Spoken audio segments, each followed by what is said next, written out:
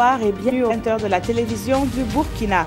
À la une ce soir, cette rencontre entre le gouvernement et les patrons de boulangerie, pâtisserie et confection. La hausse du prix du pain effectuée depuis ce 1er mars laisse un goût amer aux consommateurs et le gouvernement joue la carte de la conciliation. Le ministre en charge du commerce et le président de la Fédération des boulangers sont les invités de cette édition. Et puis, une large page sera consacrée au Festival du cinéma africain qui bat son plein à Ouagadougou. Entre dîner présidentiel, distinctions honorifiques et sensations fortes dans les salles de ciné, le FESPACO version 2017 n'a pas encore dévoilé toutes ses séquences. C'est un scénario, mais l'ONEA se veut réaliste. La fin de la corvée eau est prévue pour le 15 mars prochain. Le projet Ziga 2 devrait livrer ses premières gouttes d'eau à cette date, mettant fin au problème d'approvisionnement en eau dans la ville de Ouagadougou et environnants. La secrétaire générale de l'Organisation internationale de la francophonie séjourne au Burkina depuis hier. Michael Jean fait partie des personnalités qui ont été reçues ce jeudi au palais de Kossiam. Le développement du Burkina et la coopération, voici les maîtres mots qui ont guidé ces différentes audiences dont le compte rendu est signé Souleymane Sanou et Oumou Sissé. Présent au Burkina dans le cadre de l'ouverture de la première session ordinaire de l'Assemblée nationale, le président de l'Assemblée nationale populaire de la Guinée-Bissau est venu rendre une visite de courtoisie au président du Faso. Cipriano Kassama, par ailleurs président de l'Union des parlementaires africains, a évoqué la tenue prochaine de la rencontre des parlementaires africains à Ouagadougou. Remercier son Excellence d'avoir accepté avec mon frère Salif d'accueillir les plus de 100 députés. Je pense que ça c'est très important pour venir remercier le chef de l'État et demander aussi ses conseils en tant qu'ancien parlementaire. Et je l'ai eu, et je suis très content, je suis très satisfait. En fin de mission au Burkina Faso, l'ambassadeur du Royaume d'Espagne est venu faire ses adieux au président du Faso avant de faire le point de la coopération entre les deux pays. Les gouvernements espagnols et les gouvernements burkinabés sont en train de voir quels sont les meilleurs moyens afin qu'on puisse établir une base solide de coopération latérale sur ces domaines importants de la sécurité. On a déjà organisé des visites des hommes d'affaires, des entrepreneurs espagnols qui ont visité récemment le Burkina et qui se sont réunis, qui ont rencontré les opérateurs économiques burkinabés.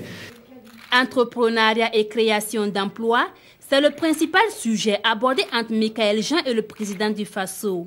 Pour la secrétaire générale de l'OIF, les 84 États membres doivent jouer collectif dans la recherche des débouchés et dans les échanges économiques. Tout est dans tout. C'est-à-dire renforcer l'éducation, la formation professionnelle, avec plus de pertinence. Les jeunes nous demandent qu'ils soient formés avec aussi un souci d'adéquation avec les besoins du marché du travail.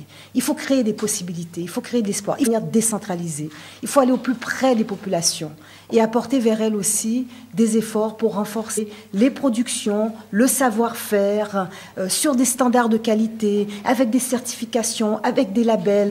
Michael Jean est également porteur d'un message de solidarité au Burkinabé suite aux différentes attaques enregistrées. Avant Kossiam, la secrétaire générale de la francophonie était chez le chef du gouvernement Paul Kabatieba. Et comme le veut la tradition africaine, l'eau de bienvenue a été offerte à la secrétaire générale de l'OIF et c'est le président du Faso qui la respecte, cette tradition. Elle s'est certes modernisée pour l'occasion car c'est dans un hôtel huppé de la capitale que la dite coutume a été vérifiée par nos reporters Pawan Drogo et Estelle Judith Assogba.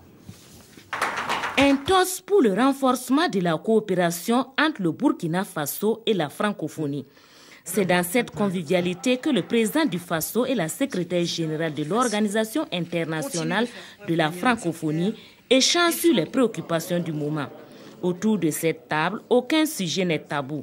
Le développement local, la bonne gouvernance, la justice et l'état de droit sont autant de domaines qui méritent une attention particulière. Les nombreux défis auxquels le monde en général et les pays francophones en particulier sont confrontés nous obligent à une vigilance accrue et à une mobilisation soutenue. Les pays de la sous-région se sont mobilisés en particulier dans le cadre de l'autorité intégrée du Takuba et du G5 Sahel pour mieux coordonner et mutualiser davantage leurs efforts et leurs moyens. Cependant, l'accompagnement de la communauté internationale sera nécessaire, au regard aussi bien de l'ampleur que de la réalité de la communauté, de nos destins dans ce désormais village planétaire. Ils vont aussi se pencher sur l'autonomisation des femmes, le changement climatique et l'emploi des jeunes. Pour ce qui est spécifiquement de la jeunesse, réitérer notre soutien à votre propre initiative, ainsi que à toutes celles visant à l'emploi des jeunes, leur sensibilisation et leur conscientisation face aux dangers de l'intolérance, de l'extrémisme et de la radicalisation. Pour la secrétaire générale de l'OIF, il est temps de prendre bonne mesure des actions pour aboutir à de meilleurs résultats. Je suis ici pour évaluer l'état d'avancement des programmes que nous construisons avec vous, pour voir aussi les initiatives que nous pourrions lancer. C'est pour la francophonie un impératif de solidarité, en même temps qu'un impératif éthique, mené avec pragmatisme et un haut sens stratégique. Et comme vous, j'estime que nous le devons. Nous le devons à ces jeunes hommes, ces jeunes femmes qui, il y a 2 ans, ont risqué leur vie et même donné leur vie pour transformer l'histoire de leur pays et changer leur propre destin. Elle mettra son séjour à profit pour échanger dès demain avec les jeunes entrepreneurs. Et avant de poursuivre ce communiqué, à l'occasion de la cérémonie officielle de lancement du projet de restauration, de protection et de valorisation du lac Bam, placé sous le haut patronage de son Excellence, Monsieur le Président du Faso, la Direction générale du protocole d'État convie les personnalités invitées à Kongoussi dans la province du Bam, région du Centre-Nord, le vendredi 3 mars à 10h. L'heure limite d'arrivée est fixée à 9h30. Tout ira désormais mieux entre l'unité d'action syndicale et le gouvernement. Les 2 parties se sont retrouvées ce matin au Premier ministère, non sans une mise au point. L'UAS a tenu à comprendre le sens de l'accusation faite par le chef du gouvernement le 25 février dernier. Les détails dans ce compte rendu de Yacouba Gamene et Tanga Kafando. Accusé le 25 février dernier d'être manipulé par des acteurs politiques à des fins de déstabilisation, l'UAS, l'unité d'action syndicale, est venue rendre au Premier ministre. La discussion s'est déroulée dans une très bonne ambiance. Nous nous sommes compris. Et le Premier ministre nous a fait comprendre que tout ce qu'il avait dit au sujet de l'UAS était classé dans le passé. Donc nous pensons que tous les problèmes sont résolus et qu'ensemble nous allons travailler à, en tout cas, assainir le climat social de façon à ce que véritablement notre pays puisse aller de l'avant. Pour le gouvernement, les déclarations du Premier ministre faisaient allusion non pas à tous les syndicats, mais à certains dont les prétentions sont exagérées avec des délais illico presto. L'essentiel aujourd'hui, vite fermer la parenthèse. Maintenant, nous avons aussi discuté avec les organisations syndicales sur les meilleurs moyens d'avancer dans le dialogue social à partir de maintenant. Le nouveau contrat entre les 2 parties, chacune engageant à renforcer le dialogue social, surtout au niveau sectoriel, afin d'apaiser le climat social. Le prix du pain n'aurait pas augmenté. Il s'agit plutôt d'un changement de poids de ce pain. Cet après-midi, le chef du gouvernement s'est entretenu avec les responsables de 2 associations de boulangers pour en savoir davantage. Explication, Césaire Carfo, Nathalie Sawadogo. Avec l'action des boulangers, le Premier ministre a voulu mieux comprendre cette question d'augmentation du prix du pain qui défraie la chronique au Burkina Faso. Pour ces boulangers, le prix du pain n'a pas connu d'augmentation. Ils ont tout simplement voulu se mettre en phase avec l'arrêté réglementant les prix de pain qui a été signé en décembre 2011. Le problème du pain date d'il y a plus d'1 an et demi. D'abord par la convention collective qui n'existait pas. Et cette convention collective, comme vous l'avez suivi, a été signée le 10 février dernier et impacte notre secteur à près de 50% de hausse de salaire. Et pour faire face à cette hausse de salaire, il fallait effectivement que des produits comme celui de 200 grammes à 150 puissent prendre une proportion beaucoup plus importante afin qu'on nous fasse à nos charges. Et les petites boulangeries au plan national, effectivement, ont choisi plus ce produit avec ceux de Ouagadougou plutôt que le produit de 180 grammes à 130. parce que ça leur permet d'avoir une meilleure marge pour supporter leurs charges. Des propos soutenus par le ministre en charge du commerce qui pense que cette nouvelle disposition dans la fabrication du pain répond à l'application des textes en vigueur. Non, il n'en est rien en réalité. Il n'y a eu que l'application de cet arrêté-là. Mais ce qu'on a un peu déploré, c'est que le pain qui a 180 grammes, qui est vendu à 130 francs, a connu une rupture plus tôt. Alors que c'est ce qui était fortement utilisé par la population. Et en ce moment, il y a le pain de très bonne qualité, qui est de 200 grammes, et puis celui qui est vendu à 150 francs. Et nous nous sommes vus avec les présidents des deux grosses associations de boulangeries, et on a échangé, on a cherché à comprendre ce qu'en est. Donc ils nous ont expliqué qu'effectivement, au niveau de leur structure fêtière, ils vont aussi approcher les autres. Parce qu'eux, ils sont les représentants et c'est les présidents. Mais il y a les autres membres, on va les approcher pour voir comment faire pour qu'il y ait les deux produits qui sont fortement consommés ici au Faso, c'est-à-dire le pain de 180 grammes qu'on vend à 130 francs et le pain de 200 grammes qu'on vend à 150 francs. Selon le ministre du Commerce, la baguette de 130 francs va revenir sur le marché d'ici à la semaine prochaine. Une information non confirmée par les représentants des boulangers qui comptent retourner à la base pour une concertation. Auparavant, dans la matinée, les responsables du ministère en charge du commerce ont animé une conférence de presse sur ce même sujet. Là encore, il s'est agi d'expliquer pourquoi il faut désormais débourser 150 francs au lieu de 125 francs pour avoir une baguette à sa table. Le compte rendu est cette fois de Adama Guiti et Abdelaziz Yagibou. Les consommateurs peuvent se rassurer. Il n'y a pas eu augmentation du prix du pain. Seulement, la fabrication de la baguette de 180 grammes de francs CFA a été abandonnée au profit de la miche de 200 grammes, dont le prix est fixé à 150 francs CFA par un arrêté de 2011, explique le secrétaire général du ministère en charge du commerce. Au terme de cet arrêté, effectivement, il y a 4 catégories de pain qui sont définies. Il y a le pain de 100 grammes, qui est vendu normalement à 75 francs, le pain de 180 grammes qui est vendu à 130 francs et le pain de 200 grammes qui est vendu à 150 francs et le pain de 400 grammes qui est vendu à 300 francs. Donc ça, c'est un arrêté qui date de 2011 et qui a été pris par le ministère du Commerce. Toutefois, le ministère du Commerce avoue avoir été pris de court par le communiqué de la Fédération des boulangers annonçant le coût de la baguette de pain désormais à 150 francs CFA. La mise en œuvre donc de cet arrêté relatif au pain de 200 grammes dont le prix est 150 francs ne devrait pas emporter effectivement donc la disparition du pain de 180 grammes et dont le prix est fixé à 130 francs. La logique, nous devions trouver, n'est-ce pas, donc les deux pains, les deux catégories de pain sur le marché. La Fédération des boulangers, nous avons eu ici plusieurs séances de travail ensemble relativement donc, à la question donc, de la hausse des prix. C'est vrai, ils ont évoqué des éléments qui nous paraissent vraiment pertinents pour justifier effectivement, donc, cette hausse des prix, et notamment le coût des facteurs, des intrants et autres. Mais nous leur avons dit que nous sommes aujourd'hui dans un contexte assez difficile et que pour effectivement donc face aux fortes attentes des populations, qui serait peut-être indiqué que nous allions de façon progressive vers la mise en œuvre de cette application. Outre cette problématique, les techniciens du ministère du Commerce ont relevé que plusieurs voix se sont élevées ces dernières semaines pour dénoncer la hausse abusive des prix des denrées. Tout en prenant acte, ils rassurent travailler au quotidien et conformément au principe de fixation des prix pour protéger les consommateurs d'éventuels abus de la part des commerçants.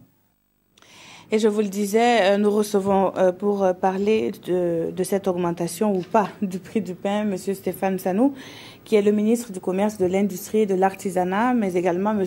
Oumar Yougo, président de la Fédération des boulangers du Burkina Faso. Bonsoir, messieurs. Je me tourne d'abord vers vous, Monsieur le ministre. Alors, que reprochez-vous concrètement à la Fédération des boulangers par rapport à cette question de hausse du prix ? Oui, avant donc de répondre à cette question, disons que nous avons animé la conférence de presse ce matin et puis on a été également reçu par son Excellence le Premier ministre aussi cet après-midi sur cette question donc de hausse de prix de façon générale et de façon spécifique sur le prix du pain au Faso. C'est bon encore de redire qu'il y a des textes réglementaires en la matière qui ont été pris le 2 décembre 2011, qui fixent le prix et le poids donc de 4 catégories de pain qui sont donc produites ici. Et ça a été dit, hein, c'est le pain de 100 grammes qu'on vend à 115 francs, le pain de 180 grammes qu'on vend à 130 francs, celui de 200 grammes à 150 francs, et puis de 400 grammes à 300 francs. Bon, c'est ce qui était observé depuis jusqu'à hier, mercredi 1er, où on a constaté qu'effectivement, au niveau donc de certaines boulangeries, il n'y avait pas de pain de 180 grammes. Et il y a d'autres où, effectivement, il y a eu l'amenuisement très très rapide donc, de ce stock de 180 grammes de pain. Et on a été instruit au niveau du Conseil des ministres pour en savoir davantage. Ce qui a valu effectivement donc l'invitation des responsables, les premiers responsables donc des associations de boulangerie qu'on a pu rencontrer cet après-midi au niveau donc du Premier ministère. Donc des échanges, il est ressorti que effectivement notre constat était avéré, mais qu'ils n'avaient pas eu le temps matériel pour nous informer, ce qu'ils ont d'ailleurs regretté aussi.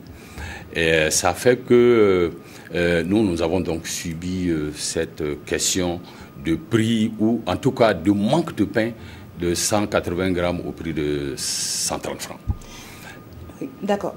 Monsieur Hugo, qui est donc le président de la Fédération des associations de boulangers ici, est-ce qu'on peut parler véritablement d'amenuisement? Est-ce que vous n'avez pas préféré produire plutôt le pain de 200 grammes à celui de 180 grammes?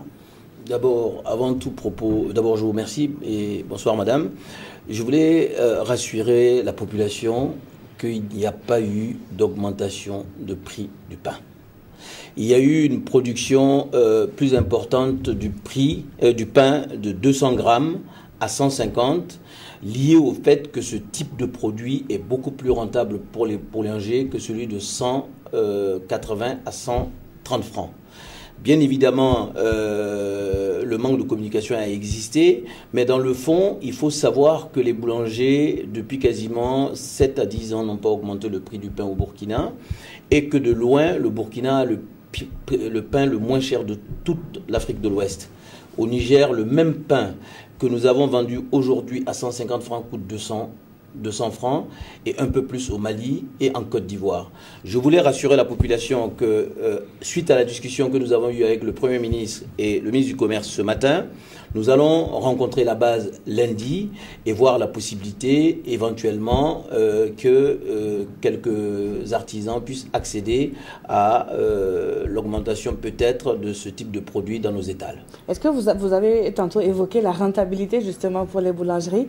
Est-ce que ces boulangeries-là ne prendraient pas aussi en compte la bourse, le panier de la ménagère qui peut-être a du mal à payer plutôt le pain de 150 francs à celui de 130 francs? S'il y a un secteur qui tient bien compte du panier de la ménagère, c'est bien les boulangers, car c'est le produit qui n'a pas bougé depuis 7 ans. Et nous en tenons compte, et sur cette base, nous avons prévu effectivement qu'il y ait du pain de bonne qualité, parce que jusqu'alors, le pain qui était vendu à 130 francs, certaines personnes ne respectaient pas le poids, et avec cette nouvelle réglementation et cet arrêté, nous avons pour objectif de faire en sorte que les gens puissent vendre du très bon pain à 200 grammes et à 150 francs, afin que la population ne soit pas lésée. Je reste avec vous, Monsieur Hugo, parce que ce prix concerne seulement les villes de Ouagadougou et de Bobo-Dioulasso. Pourquoi est-ce que les autres localités ne sont pas concernées? Parce que le prix est toujours moins cher par rapport aux provinces, compte tenu du fait que la farine qui part dans les provinces a un coût, et le ministère du Commerce a toujours fait en sorte que entre ces deux cités et les autres provinces, il y ait un débrayage afin que les boulangers puissent en sortir. Alors, Monsieur le ministre, est-ce que justement, pour une question d'uniformiser, parce qu'on a le pain dans les autres localités de 180 qui va passer à 150 francs, c'est là où on peut parler effectivement là de hausse de prix? Non, on ne voyait pas ça comme ça. En fait, quand on régule les prix, par exemple en province, le pain de 200 grammes, on dit qu'en province, il faudrait que ce soit 190 grammes au même prix. C'est ça, en fait. C'est le poids qui baisse de peut-être 10 grammes, mais au même prix. Partout, les prix sont uniformes. sur tout le territoire national. Alors, est-ce qu'on pourrait avoir une échéance, justement? Le ministre, à tantôt, on l'a vu dans le reportage, il s'est risqué de donner une date d'ici la semaine prochaine. Est-ce qu'à votre niveau, vous avez déjà eu des échanges pour savoir quand est-ce qu'on pourrait réavoir ce pain de 130 francs? Nous avons une réunion lundi avec la base à 9h et je pense que nous pourrons en savoir un peu plus à partir de lundi. Merci à vous d'avoir été sur ce plateau. Je rappelle que j'étais avec M. Stéphane Sano, ministre du Commerce, de l'Industrie et de l'Artisanat, et M. Oumar Yougo, président de la Fédération des boulangers du Burkina Faso, pour donc parler de cette augmentation. Donc on n'a plus parlé d'augmentation du prix de pain, mais en tout cas de ce changement de poids et de prix forcément du pain au Burkina Faso. Nous poursuivons cette édition avec la visite effectuée par le ministre en charge de l'administration territoriale à la CENI entre Siméon Sawadogo et Newton Ahmed Barry. Il a été question de la reprise des élections municipales. Le processus devrait être effectif dès le 28 mai prochain. Les précisions avec Nong Bakouda et Ismaël Diloma Sirima. Le ministre de l'administration territoriale et de la décentralisation, dans les locaux de la Commission électorale nationale indépendante CENI, Siméon Sawadogo est allé traduire au président de la CENI la disponibilité de son département à les soutenir dans ses missions. Dans leurs échanges, les deux hommes ont évoqué les futures élections municipales dans les communes dissoutes, dont 16 conseils municipaux et un conseil régional.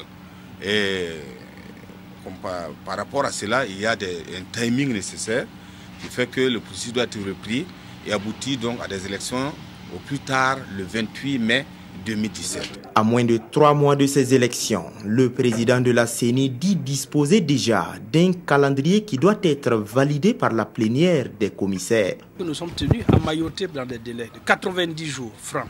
On a tenu ces élections-là. Et dans les 90 jours, il y a un délai de 70 jours incompressible.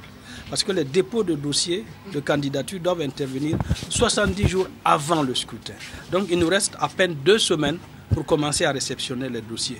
Le président de la CENI appelle ainsi l'ensemble des acteurs à travailler à aplanir les difficultés de toutes sortes. Et sur ce sujet de dissolution de conseil de collectivité, je porte à votre connaissance un additif au compte-rendu du Conseil des ministres du 1er mars 2017. Cet additif stipule qu'au lieu de 16 décrets portant dissolution de conseil de collectivité, 17 décrets ont été adoptés. Il s'agit du 16e décret portant dissolution du conseil municipal de la commune de Kombori, province de la Kossi, région de la boucle du Mourouna. Cela dit, nous prenons la direction de Kaya, dans la province du San Matenga. C'est dans cette ville que les députés du Mouvement du Peuple pour le Progrès sont retranchés à la faveur de leur première journée parlementaire de l'année. La mise en œuvre du PNDS est un impératif pour ces députés du parti au pouvoir. L'ouverture des travaux avec Oualen Ebié et Draman Dadian. 2017, année d'opérationnalisation du Plan national de développement économique et social. PNDS. Réunis à Kaya, les députés du MPP en font le plat de résistance de leur première journée parlementaire de l'année. Nous ne sommes plus dans le programme de conception, mais nous sommes dans la mise en œuvre. Donc il appartient aux députés de la majorité de réfléchir à Kaya ici et de reverser cela au niveau du gouvernement, au niveau de notre gouvernement, pour savoir quelle pourra être la contribution du député, parce qu'il y a l'environnement juridique, il y a l'environnement législatif, et toutes ces choses-là sont à la réflexion au niveau de ces journées parlementaires. Tous ici ne sont pas des parlementaires, car les militants MPP du San Matenga ont aussi pris place, aux côtés des députés de la majorité, le temps de la cérémonie d'ouverture des travaux. Mais il y avait également des représentants des autres groupes parlementaires venus témoigner leur solidarité aux élus de la majorité. Au chapitre des plaidoyers, ils appellent au dialogue politique, à une nouvelle dynamique de croissance économique avec le PNDS, à la lutte contre la corruption, l'insécurité et à une justice équitable. Aujourd'hui, on ne peut pas demander aux partis au pouvoir ou aux députés de la majorité de faire en sorte que justice soit rendue dans le privé. Non, il y a la séparation du pouvoir et nous nous en tenons à ça. Les conclusions des travaux de ces premières journées parlementaires du MPP, censées faciliter la bonne exécution du PNDS, sont attendues samedi prochain. Ouvrons à présent une grande page consacrée au FESPACO. C'est l'un des moments les plus attendus pendant ce festival, le dîner présidentiel. Au palais de Kosiam, le cinéma africain s'est invité pour un hommage mérité. Zoom sur cette soirée haute en couleurs avec Paul-David Bambara et Mounira Kéré. Les portes de Kosiam s'ouvrent aux festivaliers de la 25e édition du FESPACO. Dans ce cadre dressé à l'occasion, le président du Faso et son épouse offrent un dîner aux acteurs du 7e art présents à Ouagadougou. Tous ont répondu à l'invitation. Comédiens, réalisateurs, producteurs et des célébrités du cinéma africain. J'ai beaucoup aimé parce que là, on avait plusieurs tables, les célébrités et surtout les invités. Bon, disons même que c'est l'organisation aussi qui n'était pas mal, qui prête à cette soirée aussi qui a été bien. Nous sommes invités ici et si la première personnalité nous ouvre ses portes, c'est à saluer. Merci beaucoup. Au menu, un buffet et des prestations d'artistes. Le tout dans un cadre de retrouvailles empreint de convivialité. Très belle, on a de la belle musique, on a une belle chorégraphie, tout le monde s'amuse, c'est la fête du cinéma. On a des célébrités, on a beaucoup de contacts, vous voyez, c'est un contact que j'ai eu, donc ça va, tout se passe bien. Il continue ce qu'on avait l'habitude de faire, c'est déjà bien de ne pas arrêter ça, parce que c'est un endroit pour se retrouver et puis c'est bien et ça fait honneur au Burkina Faso. Cette soirée est une façon pour le président du Faso de traduire sa reconnaissance à ses festivaliers pour leur contribution au rayonnement du FESPACO. La reconnaissance du pays ne s'arrête pas là. Ils sont 11 acteurs du cinéma africain à être distingués par le gouvernement burkinabé, officiers pour certains et chevaliers de l'ordre du mérite pour d'autres. La cérémonie de distinction avec Jean-Eudes Bayala et Maïmouna Traoré. Pour avoir contribué au développement du cinéma en Afrique, le Burkina Faso leur témoigne sa reconnaissance. Ils sont 11, 9 Burkinabés, 1 Ivoirien et 1 Congolais à recevoir les insignes d'officiers et de chevaliers de l'ordre du mérite des arts, des lettres et de la communication avec agrafe cinématographie. Une joie immense pour moi, dans la mesure où je suis né cinématographiquement sur le territoire burkinabé. Parce qu'en 1981, quand je venais avec mon petit film Djiri, qui n'avait été jamais projeté quelque part, la première projection a eu lieu ici et le public burkinabé a suivi ce film avec beaucoup d'intérêt. Ça m'a valu donc des prix, dont les Talons d'Or, qui me vaut aujourd'hui la statue sur la place des cinéastes. Un mérite reconnu et pour ces récipiendaires, c'est un devoir pour eux d'accompagner la jeunesse. Et ça me réconforte pour toute l'action que nous avons menée depuis surtout ces 4 dernières années pour l'UNCB. Nous avons été décorés, on va essayer de continuer toujours d'aider les jeunes en leur transmettant notre dernier message. J'ai beaucoup travaillé au Burkina avec des techniciens burkinabés et là maintenant je pense que cette médaille c'est aussi l'ancien Thiombiano, formidable ingénieur du son qui est parti. Je pense que cette médaille me rappelle tout mon engagement envers les jeunes cinéastes, me rappelle qu'il faut que je continue cet accompagnement. Cette cérémonie de décoration est une initiative du gouvernement burkinabé pour encourager les acteurs du 7e art. En toute chose, il faut des critères et il faut un début. Le plus long voyage ne commence que par un premier pas. Et pour les différentes éditions à venir, ce processus va se poursuivre. Une démarche saluée à sa juste valeur par ces hommes et ces femmes qui ont décidé de faire du cinéma leur métier. Merci à chacun, merci. C'est l'un des prix spéciaux les plus convoités depuis l'édition 2015, le prix Houphouët-Boigny du Conseil de l'Entente. Et pour cause, ce prix est décerné aux jeunes cinéastes d'une valeur de 10 millions de francs CFA. Il fait partie de l'un des prix spéciaux de ce 25e FESPACO qui prône l'intégration régionale. Nous en savons davantage avec Nong Bakouda et Maxime Zongo. Institué en 2015, le prix spécial Félix Houphouët-Boigny du Conseil de l'Entente est à sa 2e édition. D'un montant de 10 millions de francs CFA, il est destiné à soutenir une activité culturelle majeure dans les pays membres et au Burkina, c'est le FESPACO qui a été retenu. La culture est un facteur important d'intégration et d'entente entre les populations. Et comme l'objectif du Conseil de l'Entente, c'est de rapprocher les populations, c'est d'instaurer la paix entre elles. Donc nous avons estimé que la culture est un vecteur qu'il fallait donc soutenir. Pour la présente édition, une quinzaine de films ont été présélectionnés.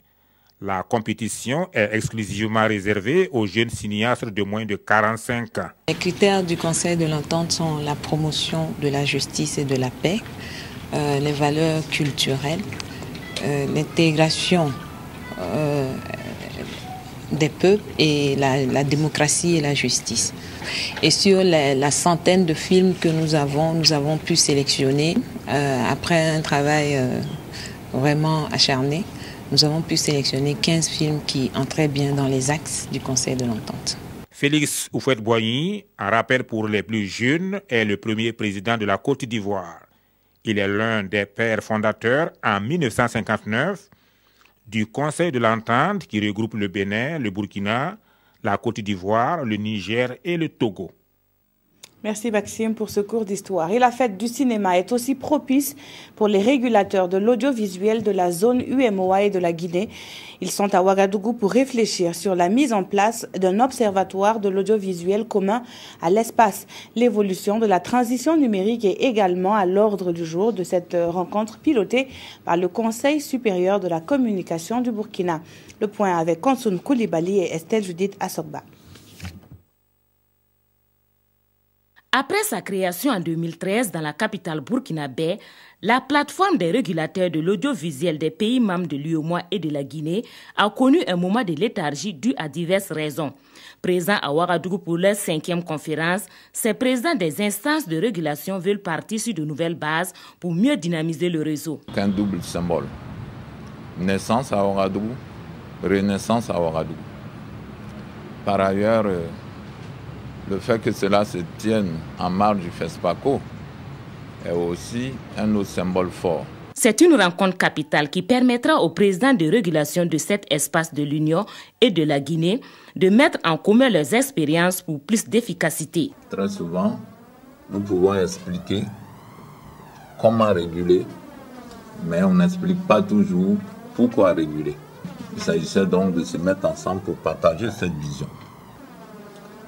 Nous avons également à nous confronter au problème de libéralisation dans tout l'espace, ce qui ne veut pas dire dérégulation, encore moins privatisation. Cette rencontre servira aussi de cadre pour renouveler le bureau avec l'élection du président et du vice-président pour un mandat de 2 ans non renouvelable. Pour mémoire, le poste de présidence était assuré par le Togo. Elles sont attendues pour ce 15 mars dans nos robinets. Les premières gouttes d'eau du barrage Ziga 2 devraient soulager le calvaire actuel des populations. La Troïka des partenaires techniques et financiers est allée jauger les travaux en cours. Leur périple dans ce reportage de Belidou Bazongo et Oumar Zombré. Les partenaires techniques et financiers en immersion sur le site du projet Ziga 2 dans le plateau central. À la découverte des infrastructures réalisées en partie grâce à leurs investissements, ils visitent le barrage, les stations de pompage et de traitement ainsi que les autres chantiers en cours de finition, histoire de constater de visu l'état d'avancement de ce projet. Il y a, je crois, 2,5 millions d'habitants aujourd'hui à Ouagadougou. Donc cet investissement auquel nous contribuons tous, il doit permettre de l'approvisionnement en eau potable de Ouagadougou jusqu'au moins en 2030. La fin des travaux était prévue pour juin, l'arrivée de l'eau à Ouaga. Disons avec la compréhension de nos partenaires techniques et financiers, les délais ont été raccourcis de 3 mois. Et nous attendons la première tranche de débit de 4500 mètres cubes au 15 mars à Ouagadougou. Après le projet Ziga 2, les bailleurs de fonds se rendent sur un autre site de l'Office national de l'eau et de l'assainissement, ONEA, mais cette fois à Ouagadougou. Nous sommes au point de chute des eaux usées de Kosodo, plus précisément dans la station de traitement de boues de vidange. Et on a voulu mettre en place un système qui permet de pouvoir récupérer ces boues-là, de produire en fait de l'énergie à travers le process qui est mis en place. La visite de l'entreprise privée Faso Biogaz marque la dernière étape de cette tournée. À l'image de la station de traitement, cette entreprise transforme les déchets en énergie électrique. Les quotidiens nationaux se penchent sur la mise en place des autorités intérimaires dans le Nord Mali. La hausse du prix du pain continue de faire parler d'elle dans les journaux lus pour nous par Aimé Solange Guigma. Que nous disent les journaux aujourd'hui? Que la miche du pain passe à 150 francs CFA, indique le quotidien. Cher petit-fils, désormais ta quantité de pain va diminuer, déplore l'Express du Faso. Une hausse aux explications divergentes, note Sidoya. Si pour le président de l'Union des fondateurs des boulangeries du Faso, c'est juste une suppression de la production du pain de 180 grammes vendu à 130 francs au profit du pain de 200 grammes vendu à 150 francs, conformément aux dispositions de l'arrêté de 2011. Pour la conseillère de la Fédération burkinabé des patrons de boulangerie, pâtisserie et confiserie, cette hausse vise à assurer la survie des boulangers compte tenu de l'augmentation des éléments entrant dans la fabrication du pain. Mais cela n'empêche pas les Ouagalais d'exprimer leur colère dans les colonnes du journal Le Pays. À l'intérieur, la mise en place des autorités intérimaires au Nord Mali est en question dans les parutions du jour. Par cette installation des autorités régionales à Kidal, Sidoya voit poindre le symbole d'un rétablissement progressif de l'autorité de l'État malien dans cette partie qui lui a échappé depuis 5 ans. Mais pour atteindre l'objectif final de l'accord d'Alger selon Le Pays, qui est la paix et la réconciliation, il va falloir franchir encore beaucoup de dunes et de tempêtes de sable. Voilà qui met fin à ce journal. Christine Koulibaly vous retrouve pour la dernière édition. Très bonne soirée sur la télévision du Burkina.